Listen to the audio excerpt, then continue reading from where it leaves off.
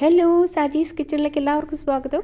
ഇന്ന് ഒരു വെറൈറ്റി റെസിപ്പിയാണ് കേട്ടോ. നമുക്ക് അത്ര പരിചയം ഉണ്ടാവില്ല. ഇത് ഗോവയിലും അതുപോലെ മംഗലാപുരം അവിടെയൊക്കെ വിശേഷ അവസരങ്ങളിലൊക്കെ തയ്യാറാക്കുന്ന ഒരു വിഭവമാണ്. ഇതിൻ്റെ പേരാണ് സന്നാസ്. പേര് തന്നെ നല്ല ഒരു ഭംഗിയുള്ള പേരല്ലേ. അതേപോലെ തന്നെയാണ് ഈ വിഭവം. നല്ല പഞ്ഞിക്കെട്ട് പോലുള്ള ഒരു നമ്മുടെ ഇഡ്ഡലിയുടെയൊക്കെ ഒരു വേറൊരു രൂപത്തിലും ഭാവത്തിലൊക്കെയാണ് ഈ സന്നാസ്. നല്ല സോഫ്റ്റാണ്. അപ്പോൾ ഇത് ബ്രേക്ക്ഫാസ്റ്റായിട്ടും ഡിന്നറായിട്ടൊക്കെ കഴിക്കാൻ പറ്റും. അപ്പോൾ ബ്രേക്ക്ഫാസ്റ്റായിട്ട് കഴിക്കുമ്പോൾ വല്ല മുട്ടക്കറിയോ അല്ലെങ്കിൽ ചട്നി കൂട്ടി കഴിക്കാം.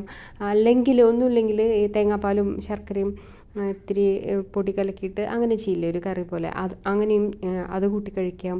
അതിനൊക്കെ നല്ല ടേസ്റ്റാണിത്.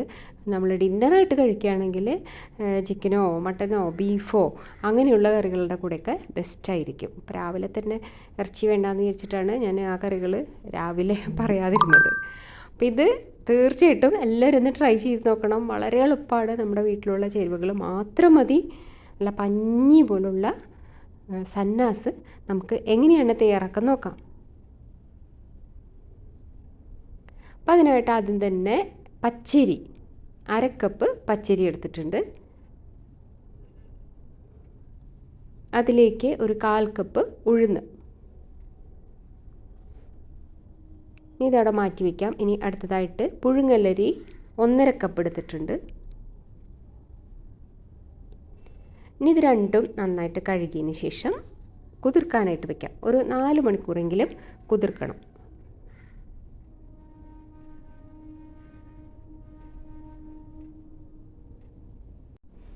അരി ഉഴുന്നൊക്കെ നന്നായിട്ട് കുതിർന്നിട്ടുണ്ട്. ഇനി നമുക്ക് അരച്ചെടുക്കാം. അപ്പോൾ ആദ്യം പച്ചരിയും ഉഴുന്നും കൂടെ അരയ്ക്കാം. അത് നല്ല സ്മൂത്തായിട്ട് അരയ്ക്കണം കേട്ടോ, നന്നായിട്ട് അരയണം. അപ്പോൾ നമ്മൾ ആ കുതിർക്കാനിട്ട വെള്ളം ചേർത്ത് തന്നെയാണ് നമ്മൾ അരയ്ക്കുന്നത്. അപ്പോൾ നന്നായിട്ട് അരച്ചെടുത്തിട്ടുണ്ട്.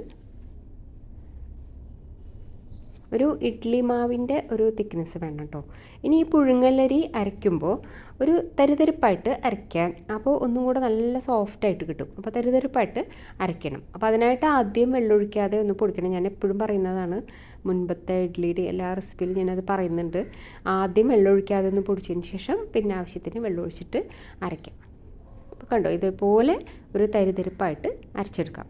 കുറച്ച് തിക്കായിട്ട്, അതായത് ഒരു ഇഡ്ഡലിയുടെ ആ ഒരു കൺസിസ്റ്റൻസിയിൽ വേണം അരയ്ക്കാനായിട്ട്.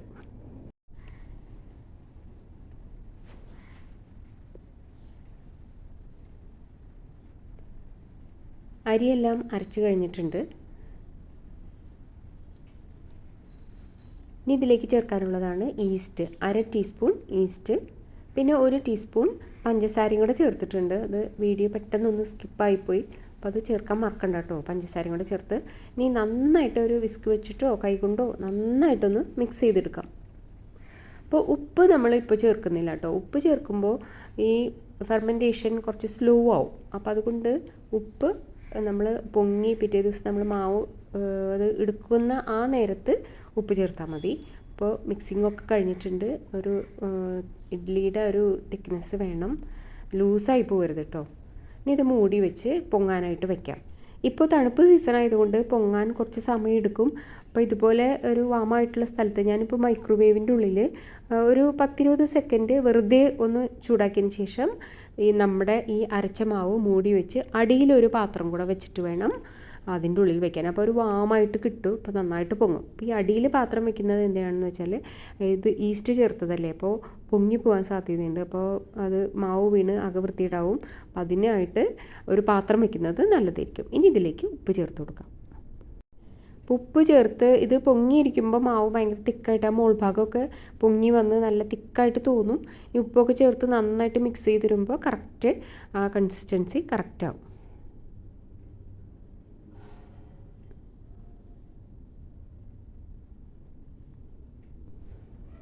ഉപ്പ് ചേർത്ത് നന്നായിട്ട് മിക്സ് ചെയ്തിട്ടുണ്ട്. ഉപ്പൊക്കെ എല്ലാ ഭാഗത്തേക്കും ഒരുപോലെ ആയിട്ടുണ്ട്.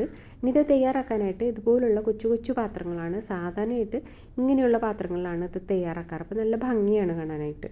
നമ്മൾ ഇഡ്ഡലി തയ്യാറാക്കുമ്പോൾ ഇഡ്ഡലിക്ക് ഒരു തട്ടുണ്ടല്ലോ, അതേപോലെ ഇത് ഇങ്ങനെയുള്ള പാത്രങ്ങളിലാണ് തയ്യാറാക്കാറ്. ഇനി നമുക്ക് അങ്ങനെ വേണ്ടെങ്കിൽ ഒറ്റൊരു പാത്രത്തിൽ വലിയ നമ്മൾ പൊങ്ങപ്പം തയ്യാറാക്കില്ലേ, അതുപോലെ ചെയ്യാം. അപ്പോൾ ഇതിലല്പം വെളിച്ചെണ്ണയോ എണ്ണയോ ഒന്ന് തടവി കൊടുക്കാം. ഇനി ഇതിലേക്ക് മാവ് ഒഴിക്കുമ്പോൾ ഈ സന്നാസ് എത്ര തിക്നെസ് വേണമെന്ന് ഉള്ളത്, ഇപ്പോൾ നല്ല തിക്കായിട്ട് നല്ല ഹൈറ്റ് കൂടുതലുള്ള ഇത് വേണമെങ്കിൽ ഒരു 1/4 ഭാഗം മാവ് ഒഴിക്കാം, അല്ലെങ്കിൽ ഒരു അരഭാഗം ഒഴിച്ചാൽ മതി. ഇതിനി പൊങ്ങി വരും, ആവി കൊണ്ടുവരുമ്പോൾ അത് പൊങ്ങി വരും.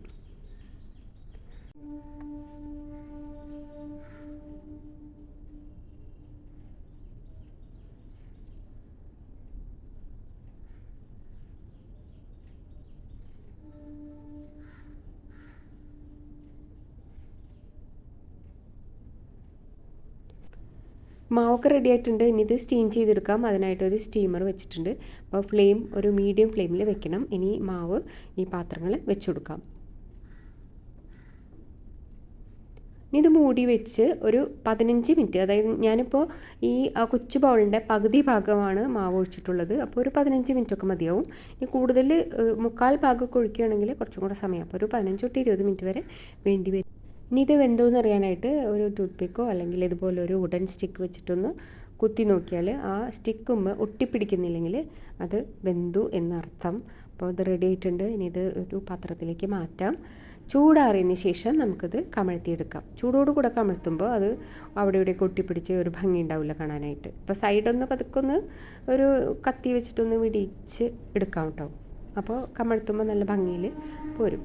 അപ്പോൾ നമ്മൾ തൊടുമ്പോൾ തന്നെ ഇങ്ങനെ നീക്കുമ്പോൾ തന്നെ കണ്ടോ ഇങ്ങനെ വിട്ട് വിട്ട് പോരുന്നുണ്ട് പാത്രത്തിൽ നിന്ന്. അപ്പോൾ അത് നല്ല വെന്തിട്ടുണ്ടെന്ന് അർത്ഥം. അപ്പം അങ്ങനെ കൈകൊണ്ട് അത് കമഴ്ത്തി പിടിച്ചിട്ടൊന്ന് തട്ടിയാൽ നല്ല ഭംഗിയിൽ ഇതുപോലെ കിട്ടും. അങ്ങനെ എല്ലാം ചെയ്തെടുക്കാം.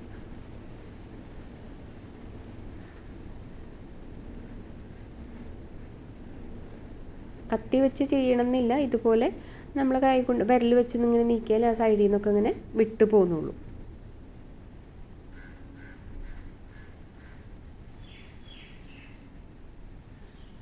ഇനി ഇത് ചൂടാറുന്ന വരെ വെയിറ്റ് ചെയ്യാൻ സമയമില്ലെങ്കിൽ ഇതുപോലെ ഒരു ബൗളിൽ കുറച്ച് വെള്ളം എടുത്തിട്ട് ഈ പാത്രം ഒന്ന് ഒരു 1-2 മിനിറ്റ് ഒന്ന് ഇറക്കി വയ്ക്കാം. അപ്പോൾ പെട്ടെന്ന് ചൂടാറി കിട്ടും.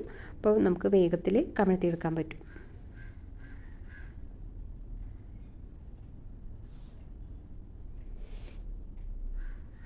അപ്പോൾ ഇതെടുത്ത പാത്രം കണ്ടോ, ഒരു അല്പം പോലും ഒട്ടിപ്പിടിച്ചിട്ടില്ല. നമ്മുടെ സന്നാസ് റെഡി ആയിട്ടുണ്ട്. ഞാനിപ്പോൾ 2 തിക്നെസ്സിലും ചെയ്തിട്ടുണ്ട്. പകുതി, അതായത് ആ ചെറിയ ബൗളിൽ പകുതി മാവ് ഒഴിച്ചിട്ടുള്ളതാണ് ഇത്. പിന്നെ ഒരു 1/4 ഭാഗം മാവ് ഒഴിച്ചിട്ട് അങ്ങനെയും ചെയ്തിട്ടുണ്ട്, കുറച്ച് ഹൈറ്റ് കൂട്ടിയിട്ട്.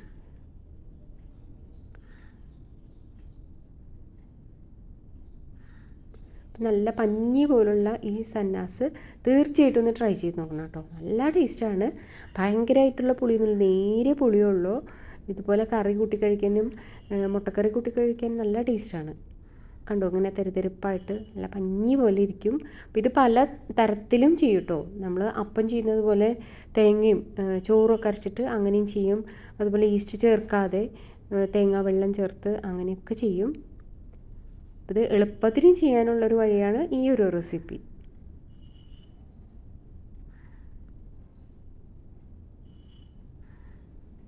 ഇതിപ്പോൾ ഇങ്ങനെ ചെറിയ ബൗള് നമ്മുടെ അടുത്ത് ഇല്ലെങ്കിൽ ഒരു സ്റ്റീൽ പാത്രത്തിൽ ഒറ്റ പീസായിട്ട് ചെയ്യാം. അപ്പോൾ അങ്ങനെ കട്ട് ചെയ്ത് നമ്മൾ പൊങ്ങപ്പം ചെയ്യുന്നത് പോലെ കട്ട് ചെയ്തിട്ട് അങ്ങനെ കഴിക്കാം.